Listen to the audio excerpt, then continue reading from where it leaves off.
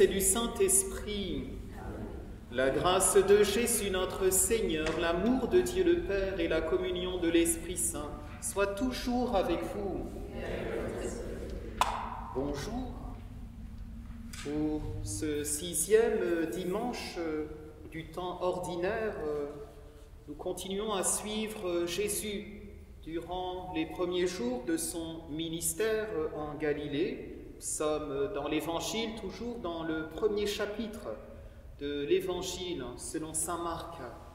Jésus fait des rencontres, Jésus appelle, Jésus guérit, il purifie un lépreux, une purification importante car elle permet à ce malade de retrouver sa place dans la communauté.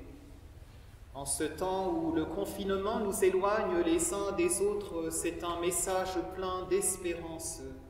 La grâce de Jésus nous touche et nous permet de retrouver le lien avec les autres. C'est un lien spirituel avant tout, mais nous prions aussi pour que, au fur et à mesure que cette épidémie s'estompe, que ces liens redeviennent aussi fraternels, en présentiel. En ce début de célébration, accueillons cette grâce de Jésus qui nous purifie l'âme et qui nous rapproche de nos prochains.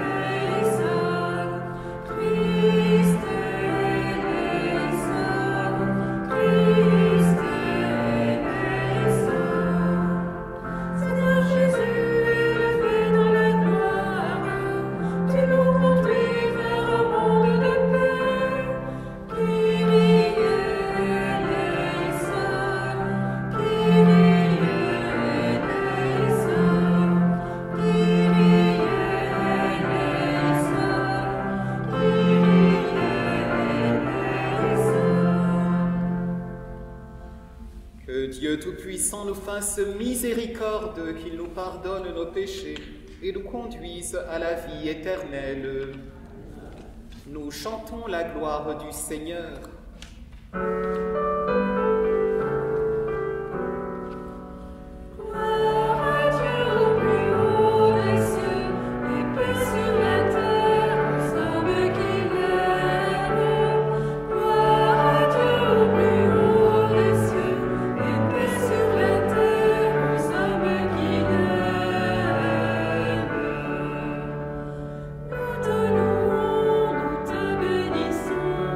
Nous t'adorons,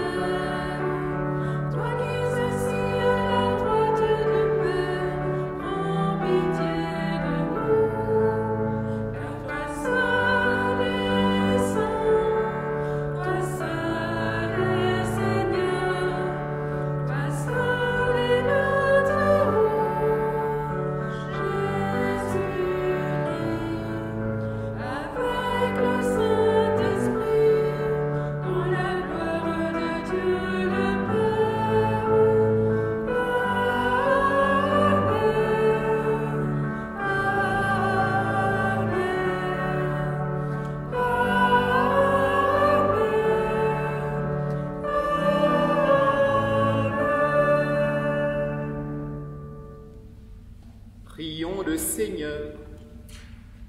Dieu qui veut habiter les cœurs droits et sincères, donne-nous de vivre selon ta grâce. Alors tu pourras venir en nous pour y faire ta demeure. Par Jésus-Christ, ton Fils, notre Seigneur et notre Dieu, qui vit et règne avec toi et le Saint-Esprit maintenant et pour les siècles des siècles.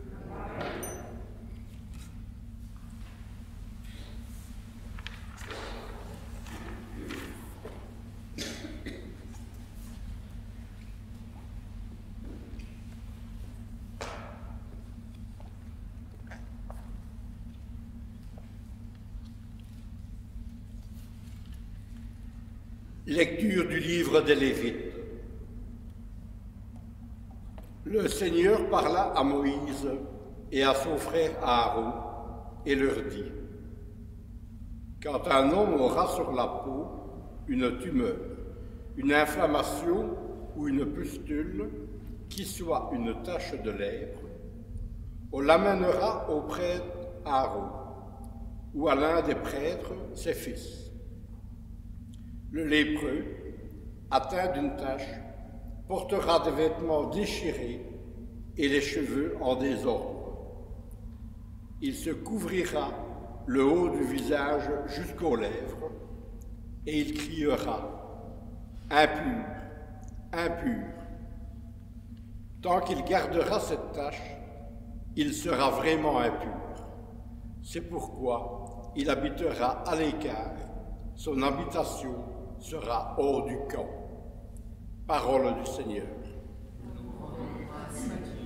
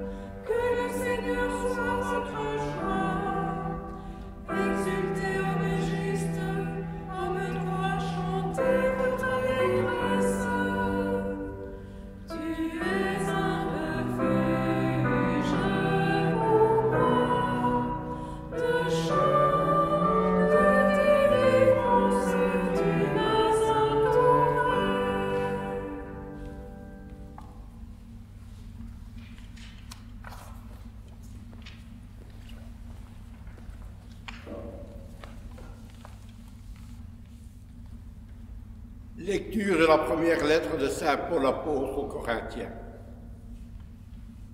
Frères, tout ce que vous faites, manger, boire ou toute autre action, faites-le pour la gloire de Dieu. Ne soyez un obstacle pour personne, ni pour les Juifs, ni pour les païens, ni pour l'Église de Dieu. Ainsi, moi-même, en toutes circonstances, je tâche de m'adapter à tout le monde, sans chercher mon intérêt personnel, mais celui de la multitude des hommes, pour qu'ils soient sauvés. Imitez-moi, comme moi aussi, j'imite le Christ. Parole du Seigneur. Nous rendons grâce à Dieu.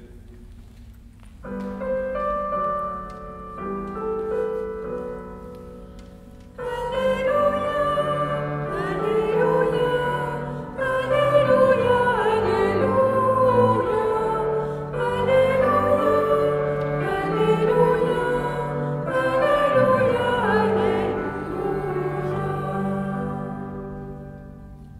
un grand prophète s'est levé parmi nous, et Dieu a visité son peuple.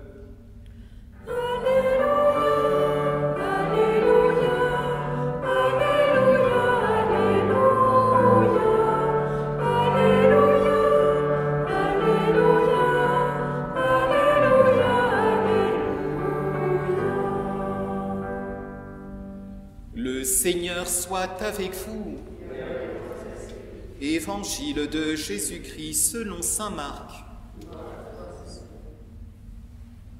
En ce temps-là, un lépreux vint auprès de Jésus. Il le supplia et tombant à ses genoux lui dit : « Si tu le veux, tu peux me purifier. » Saisi de compassion, Jésus étendit la main, le toucha et lui dit : « Je le veux, sois purifié. » À l'instant même, la lèpre le quitta et il fut purifié. Avec fermeté, Jésus le renvoya aussitôt en lui disant : « Attention, ne dis rien à personne, mais va te montrer au prêtre et donne pour ta purification ce que Moïse a prescrit dans la loi. Cela sera pour les gens un témoignage. » Une fois parti, cet homme se mit à proclamer et à répandre la nouvelle, de sorte que Jésus ne pouvait plus entrer ouvertement dans une ville, mais restait à l'écart dans les endroits déserts. De partout cependant, on venait à lui. Acclamons la parole de Dieu. Louange à toi, Seigneur Jésus.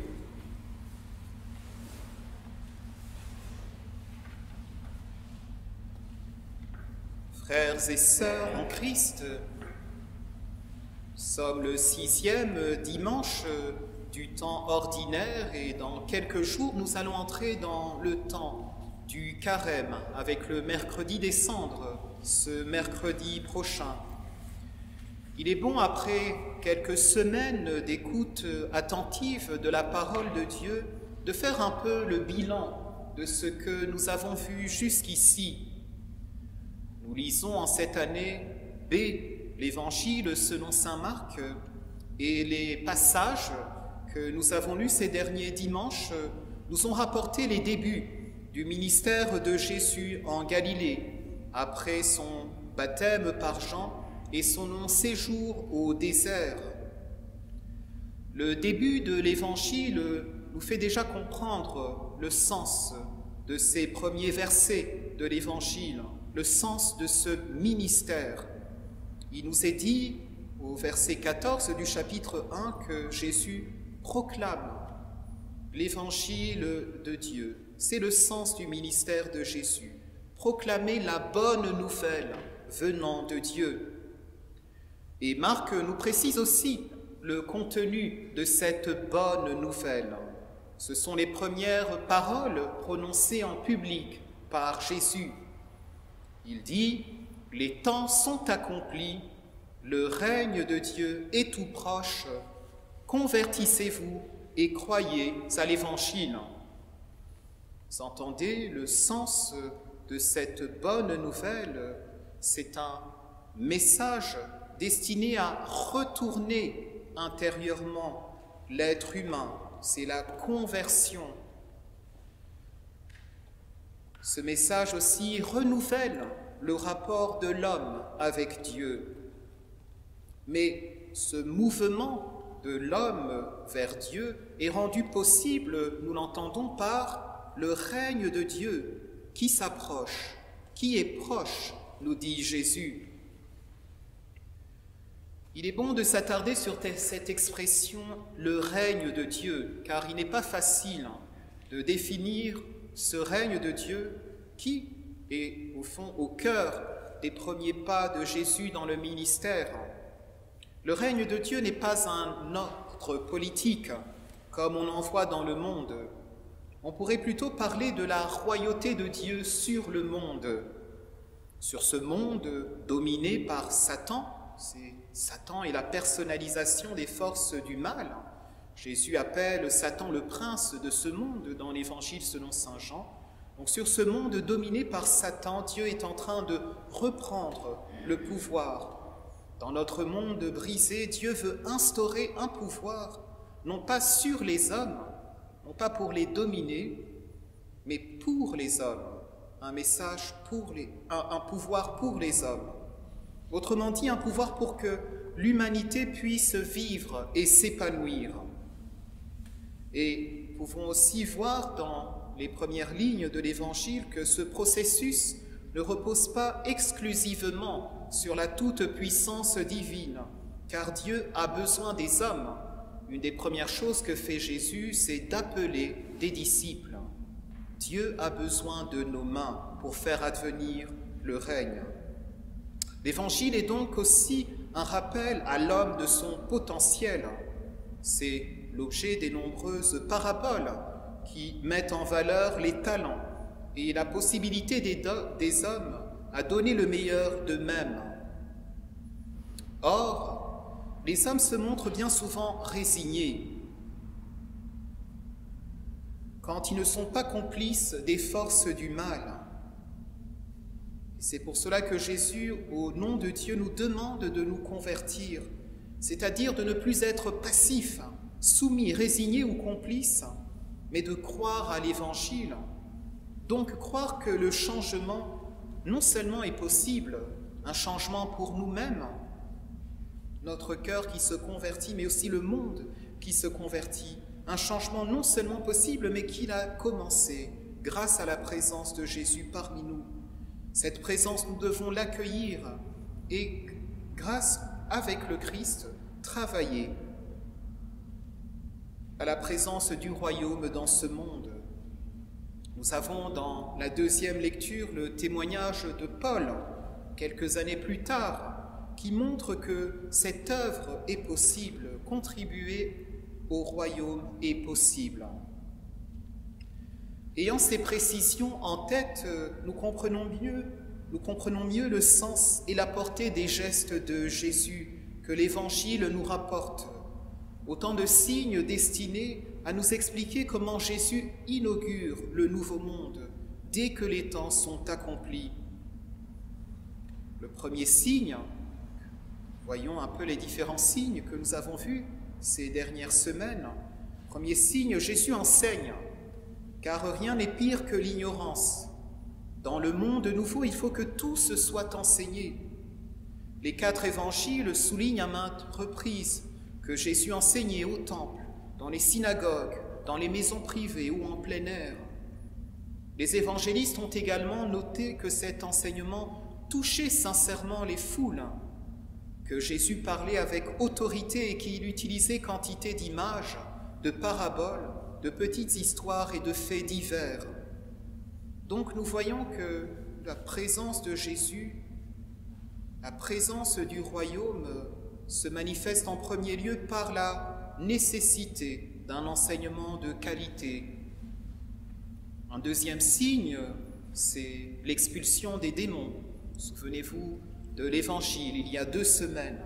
Et cette expulsion des démons est nécessaire.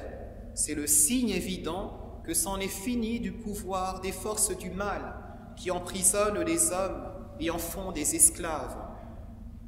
Et puis un troisième signe, c'est l'Évangile de dimanche passé, des guérisons. Tout d'abord, de la belle-mère de Simon, Pierre, et aussi la foule des malades et handicapés qui, au soir de la première journée à Capharnaüm, se pressent à la porte.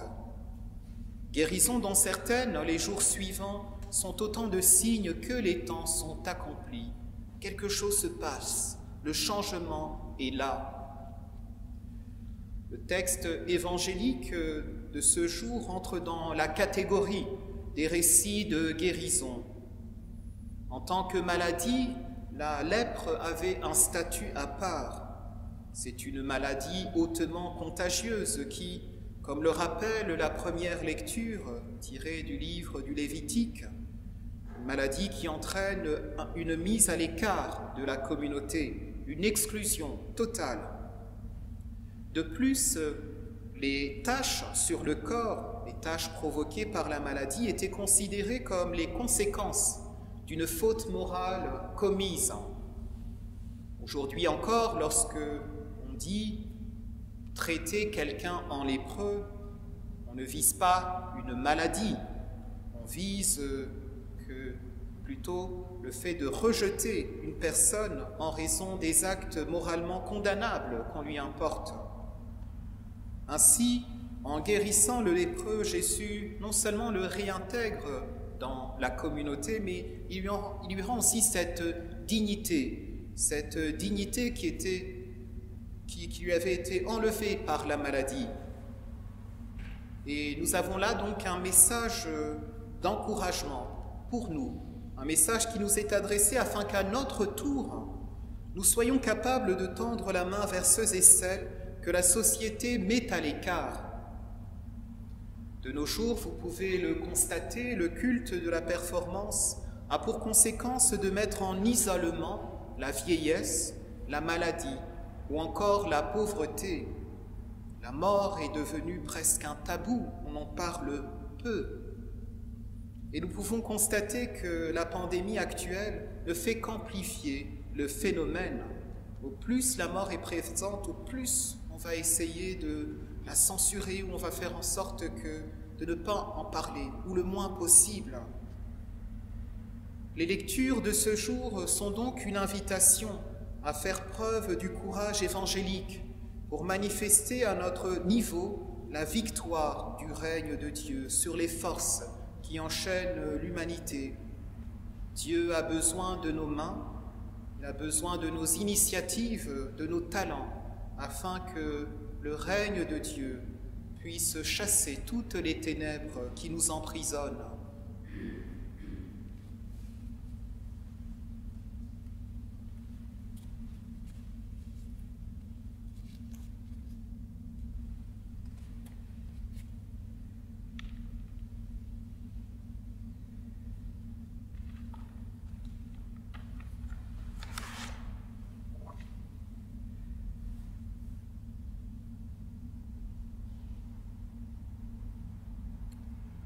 Et nous nous levons afin de redire avec confiance les mots de foi de l'Église.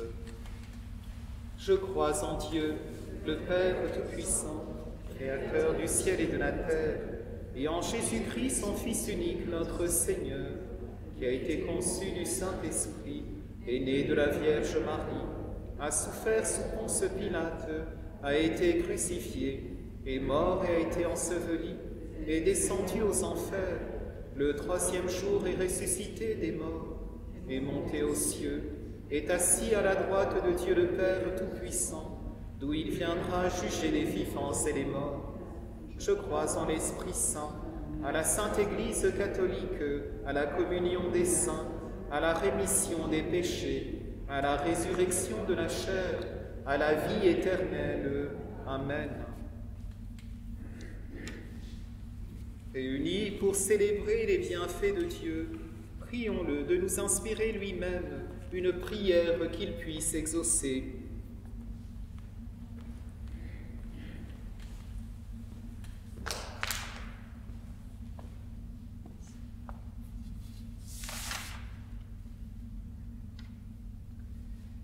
Être lépreux aujourd'hui, c'est aussi être malade, isolé, rejeté.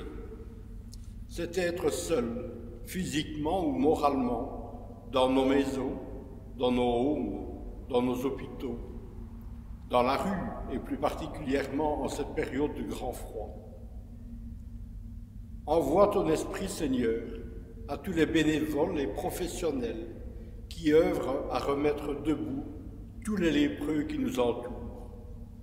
Ouvre nos yeux et nos cœurs pour que nous puissions les reconnaître et te reconnaître à travers eux. Seigneur, nous t'en prions.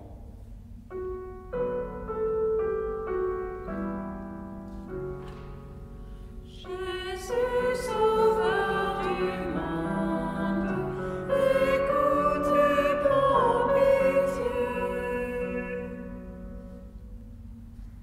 Être lépreux aujourd'hui, c'est aussi être oublié par nos sociétés, être migrant, être sans emploi, ou en détresse financière. Donne, Seigneur, à nos hommes politiques la sagesse de légiférer en ayant toujours à cœur le respect et la défense de l'être humain, de sa vie, du début à la fin. Donne-nous d'oser choisir des représentants qui défendent ces valeurs. Seigneur, nous t'en prions. Jésus, sauveur du monde, écoute et prends pitié. Être lépreux aujourd'hui, c'est être en prison, jugé, condamné pour avoir combattu l'injustice, le droit du plus faible, de l'opprimé, des exclus.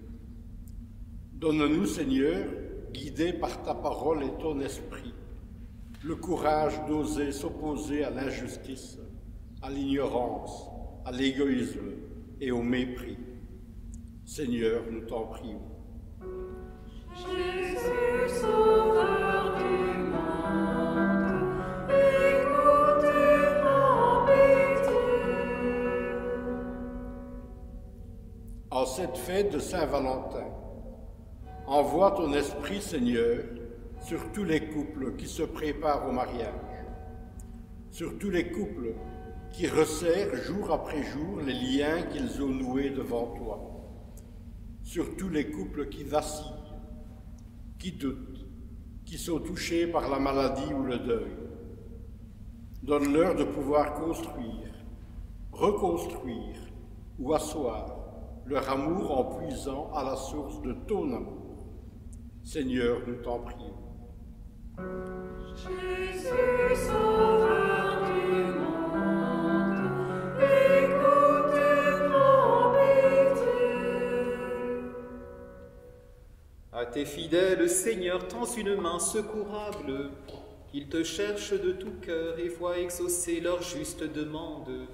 Par Jésus le Christ, notre Seigneur. Amen.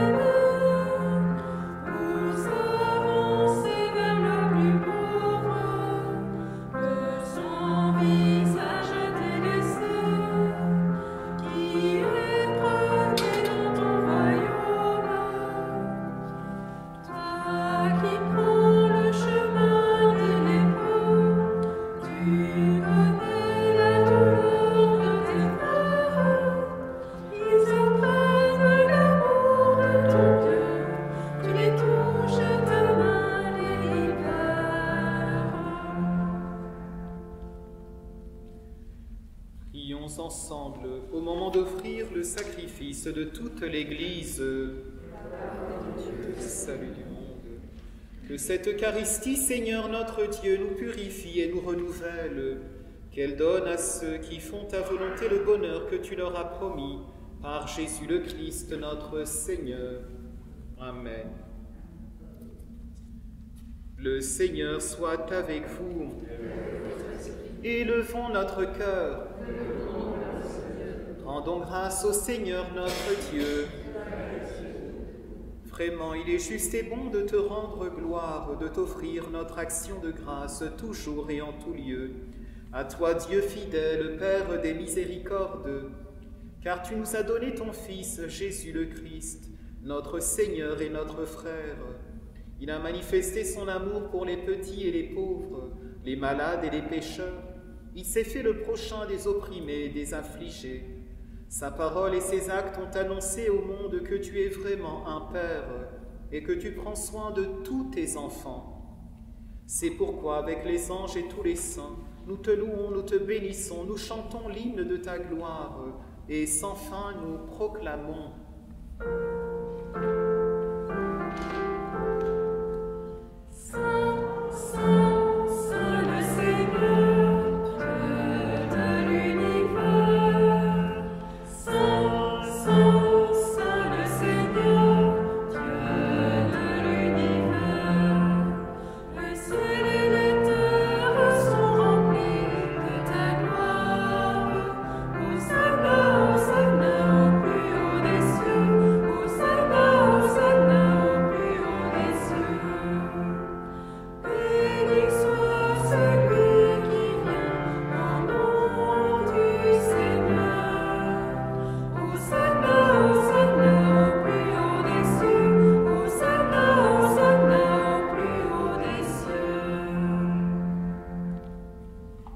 Vraiment, tu es saint et digne de louange, Dieu qui aime tes enfants, toi qui es toujours avec eux sur les chemins de cette vie. Vraiment, ton Fils Jésus est béni, lui qui se tient au milieu de nous quand nous sommes réunis en son nom. Comme autrefois pour ses disciples, il nous ouvre les Écritures et nous partage le pain. Maintenant donc, Père de toute grâce, nous t'en prions, envoie ton Esprit Saint, afin qu'il sanctifie nos offrandes, que ce pain et ce vin deviennent pour nous le corps et le sang du Christ notre Seigneur. La veille de sa passion, la nuit de la dernière scène, il prit le pain, il rendit grâce, il le rompit et le donna à ses disciples en disant « Prenez et mangez-en tous, ceci est mon corps livré pour vous. »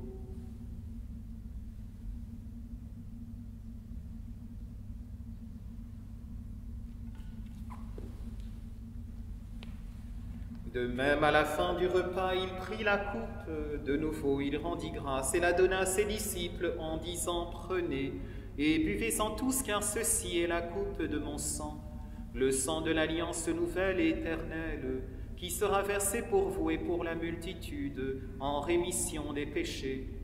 Vous ferez cela en mémoire de moi. »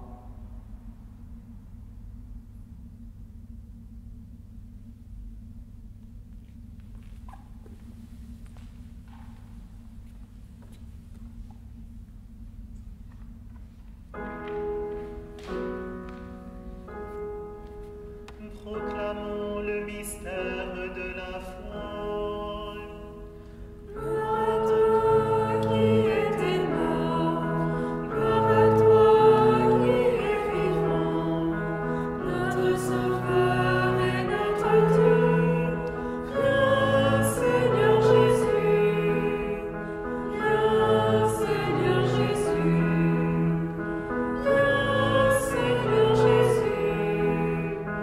viens Seigneur Jésus.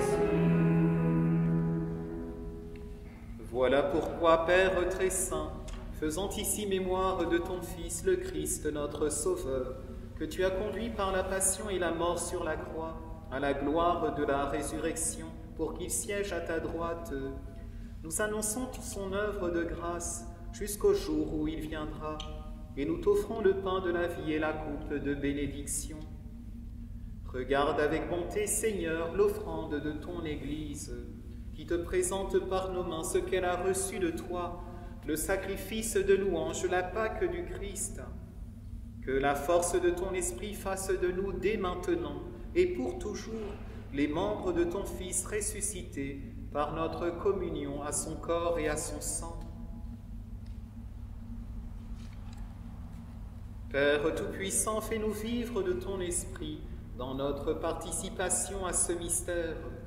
Renouvelle-nous à l'image de ton Église et resserre les liens de notre unité avec le pape François et notre évêque Pierre, avec l'ensemble des évêques, les prêtres, les diacres et ton peuple répandu par tout l'univers. Donne à tous les membres de l'Église de savoir lire les signes des temps à la lumière de la foi. Pensons aujourd'hui particulièrement aux confirmants. Donne-leur de se dépenser sans relâche au service de l'Évangile.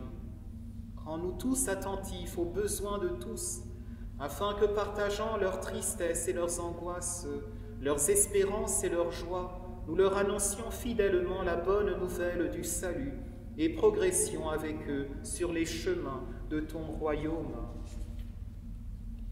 Souviens-toi de nos frères et de nos sœurs qui se sont endormis dans la paix du Christ et de tous les morts dont toi seul connais la foi. Pensons aujourd'hui à Blanche Bornier, Francine Rouet, Cathy Gaspard, Roger Durvaux, Denise Roquet et les défunts de la famille.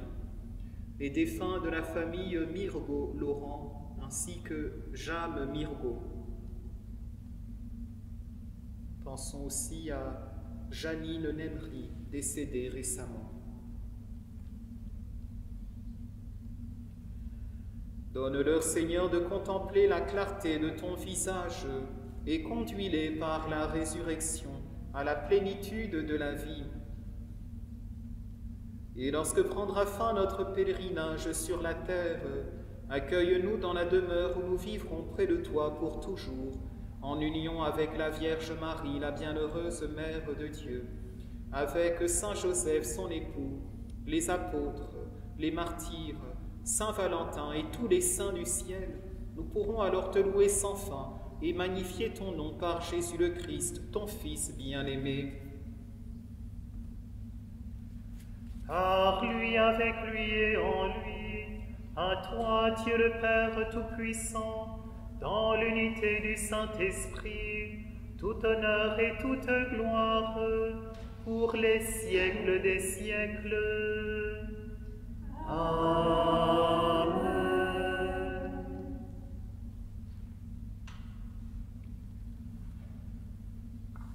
Comme nous l'avons appris du Sauveur, selon son commandement, nous osons dire avec confiance: Notre Père qui es aux cieux, que ton nom soit sanctifié, que ton règne vienne, que ta volonté soit faite sur la terre comme au ciel. Donne-nous aujourd'hui notre pain de ce jour. Pardonne-nous nos offenses, comme nous pardonnons aussi à ceux qui nous ont offensés. Et ne nous laisse pas entrer en tentation, mais délivre-nous du mal. Délivre-nous de tout mal, Seigneur, et donne la paix à notre temps. Par ta miséricorde, libère-nous du péché. Rassure-nous devant les épreuves en cette vie, où nous espérons le bonheur que tu promets, et l'avènement de Jésus-Christ notre Sauveur. Car c'est à toi qu'appartiennent le règne, la puissance et la gloire, pour les siècles des siècles. Seigneur Jésus-Christ, tu as dit à tes apôtres: je vous laisse la paix, je vous donne ma paix. Ne regarde pas nos péchés, mais la foi de ton Église. Pour que ta volonté s'accomplisse, donne-lui toujours cette paix, et conduis-la vers l'unité parfaite, toi qui règnes pour les siècles des siècles. Que la paix du Seigneur soit toujours avec vous. La paix du Christ.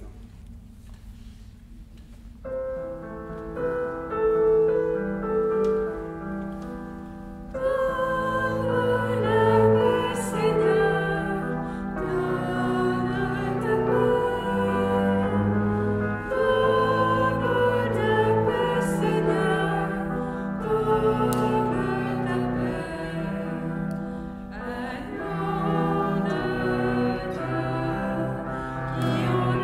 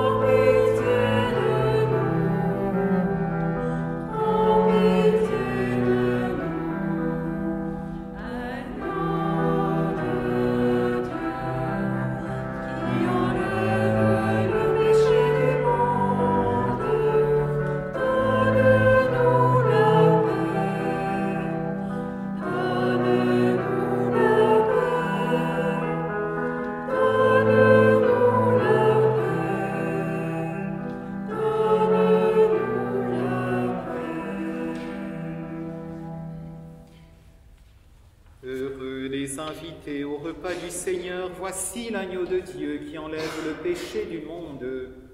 Seigneur, je ne suis pas digne de te recevoir, mais dis seulement une parole et je serai guéri.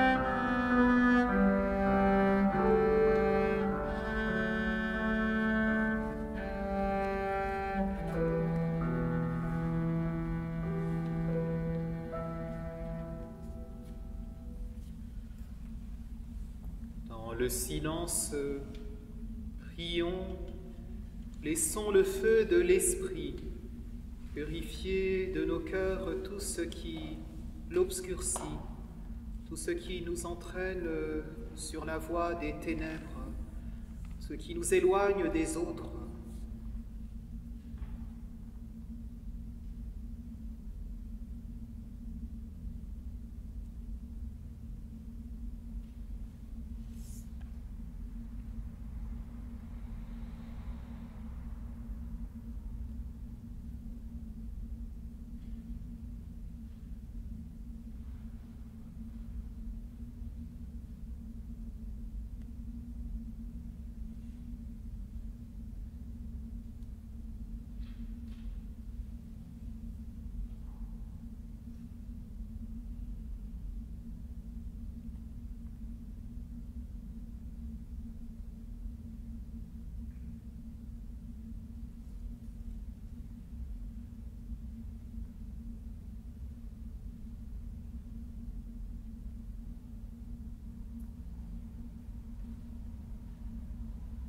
Prions.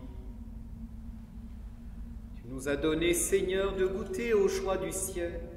Fais que nous ayons toujours soif des sources de la vraie vie. Par Jésus le Christ, notre Seigneur. Amen. Nous allons entrer dans le temps du carême, ce mercredi prochain, toujours dans les conditions de restriction sanitaire.